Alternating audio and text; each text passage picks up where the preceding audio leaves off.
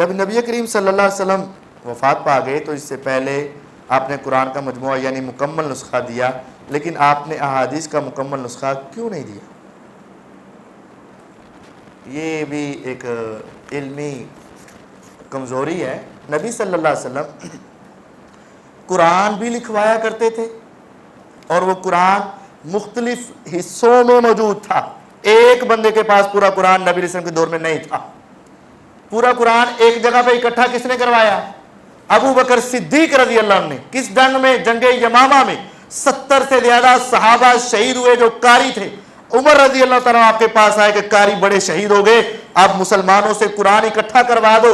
لکھوایا تھا، ایک جگہ پہ اکٹھا نہیں کروایا۔ چھڑیوں پہ لکھا ہوتا، پتھروں پہ لکھا ہوتا، چمڑے پہ لکھا ہوتا، کاغذ پہ لکھا ہوتا، مختلف جگہ پر تھا، لکھا تھا، لیکن ایک جگہ پہ جمع قرآن نبی علیہ السلام کی زندگی میں، بعد میں عمر رضی اللہ عنہ کہہ کر ابو بکر رضی اللہ عنہ نے جمع کیا۔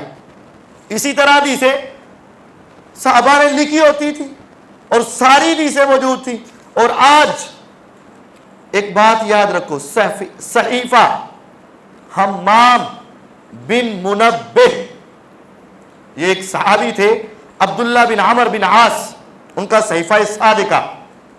ابو ہریرہ رضی اللہ عنہ، ان کا صحیفہ حمام بن منبہ۔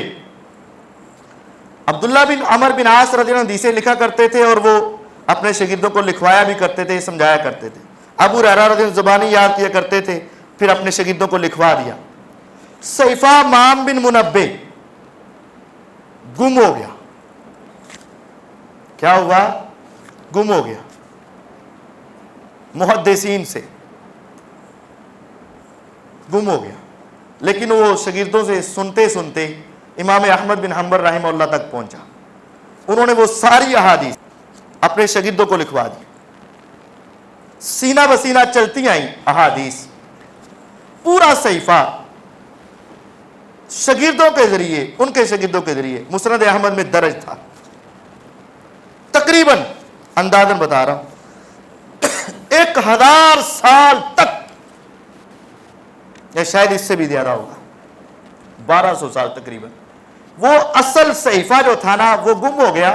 حدیثیں وہ ساری مسند احمد میں، جسے ابو ہریرہ نے اپنے شاگردوں کو سنائی، انہوں نے اپنے شاگردوں کو سنائی، اپنے شاگردوں کو سنائی، امام احمد بن حنبل تک پہنچی اور وہ چلتی ہے۔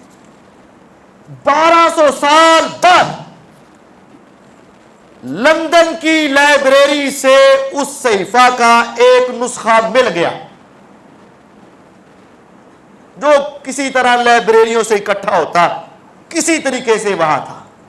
اور آج فرانزک لیبارٹری کرنے والوں نے کہ لکھائی کے لیے لب لیندے نا سین اصلی کے جعلی مل جاتے ہیں نا، کہ یہ جو چیک دیا تھا اس کے اوپر سین اصلی کے جعلی، لیبارٹریوں کے ساتھ پتہ کیا گیا اور بتایا گیا کہ یہ سینکڑوں سال پہلے کی لکھائی ہے۔